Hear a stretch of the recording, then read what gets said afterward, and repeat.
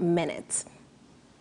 But let's move on to education, and the Kenya Institute of Curriculum Development, KICD, has begun to review the competency-based curriculum, CBC, with a view of addressing all the challenges and issues raised by stakeholders. KICD Chief Executive Charles Ongondo says the review process targeting early year levels of pre-primary up to grade 3 is already ongoing based on the feedback from both stakeholders and critics. Shadrach Miti with the latest details, coming just a day after a petition challenging implementation of the CBC curriculum.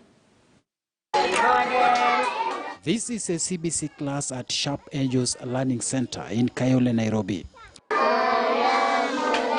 The lesson is very practical, interactive and very appealing to learners, fitting perfectly into the demands of the competency-based curriculum, which emphasizes a lot on learner-centeredness. Today we want to learn about... And while the teacher finds it interesting, she wants some issues addressed immediately.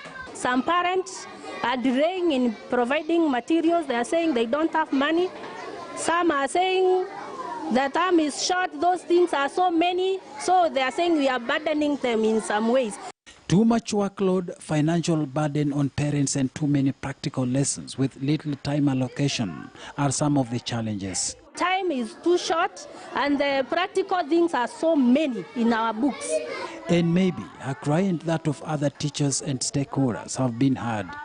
The Kenya Institute of Curriculum Development says it is in the process of reviewing the CBC curriculum, beginning with pre-primary up to grade 3. We have heard you, we have read you, we have watched you. A curriculum is not fixed on stone. We are cognizant that after every cycle we are supposed to review. Our review cycle comes next year as we finish grade 6.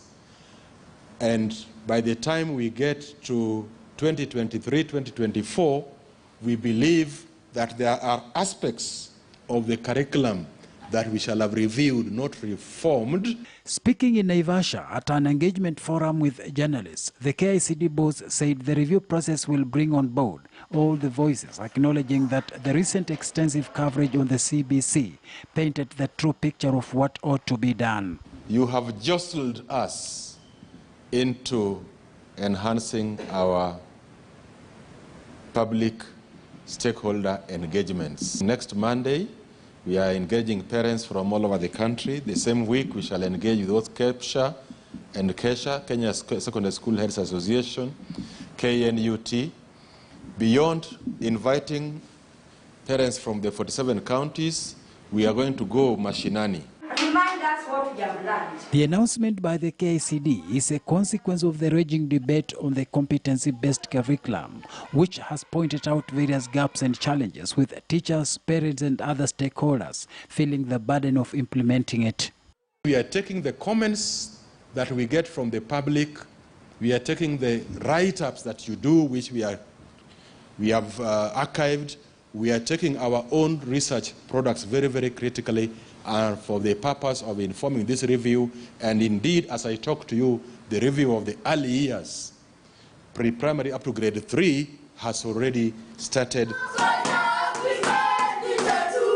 The CBC review is expected to look at content, teaching and learning resources, time allocated for Kiswahili, English and literacy, besides looking at teacher education to find out if there are any gaps that require to be filled. Shadrach Miti, KT News. Moving on, lawyer Paul Gisheru, who